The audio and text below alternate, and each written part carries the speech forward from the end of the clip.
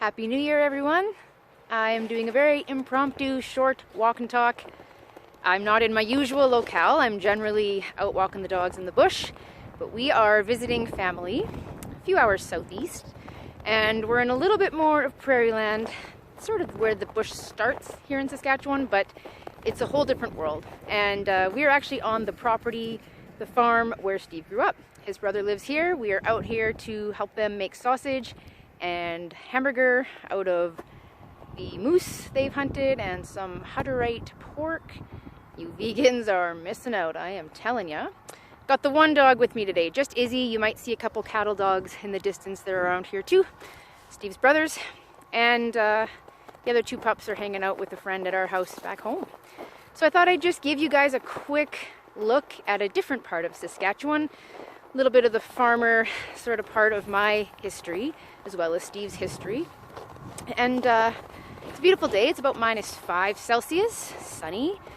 One wonderful feature of Saskatchewan, of course, is our never-ending skies, right? Land of Living Skies is on our license plate. And the joke about you could watch your dog run away for 3 days, not entirely untrue, actually. So I'm just giving you a little bit, hopefully, of a slow enough and not nauseating panorama of just one part of the property. So Izzy's loving it. Loving it. Moments ago she was rolling around. I actually thought I was recording that. I was pretty excited to get it on camera, only to realize that it wasn't recording. So we're doing this a second time.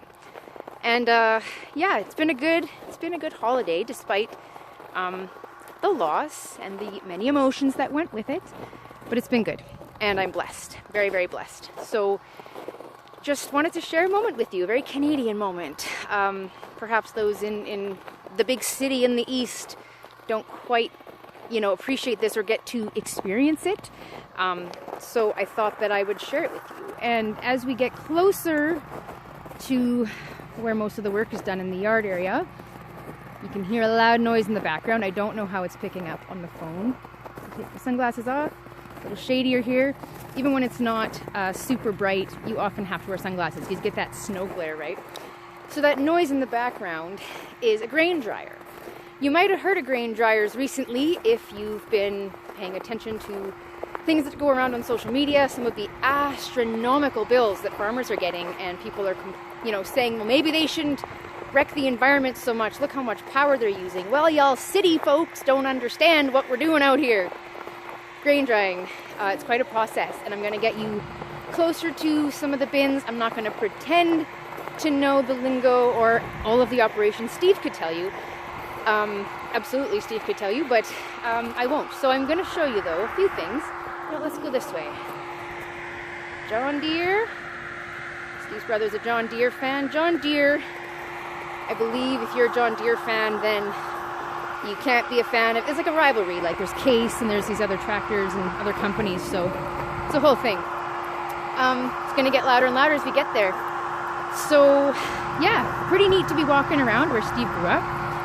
It's neat that a lot of these farms have sort of a generational history, and that means a lot. People are connected to the land, right? They have a relationship with it. It means more than just dirt. So just going to show you before we get too close to the homestead here. It's part of the process. Let's see if we can get you a little closer. See some of the heat coming off there in the dust. There you go. There's a lot more to farming than that, but that would be what you hear about when you hear about people complaining on how the carbon tax is ruining their income. It's because of this. So next time you eat a loaf of bread or a bagel, it took a lot to get it there, my friends. Alrighty, it's loud. I'm getting close to the house. I'm going to wish you all a happy new year. Drive safe, be well, always spay and neuter your pets, and as always, be good to each other, but not because the government tells you to. Bye, guys.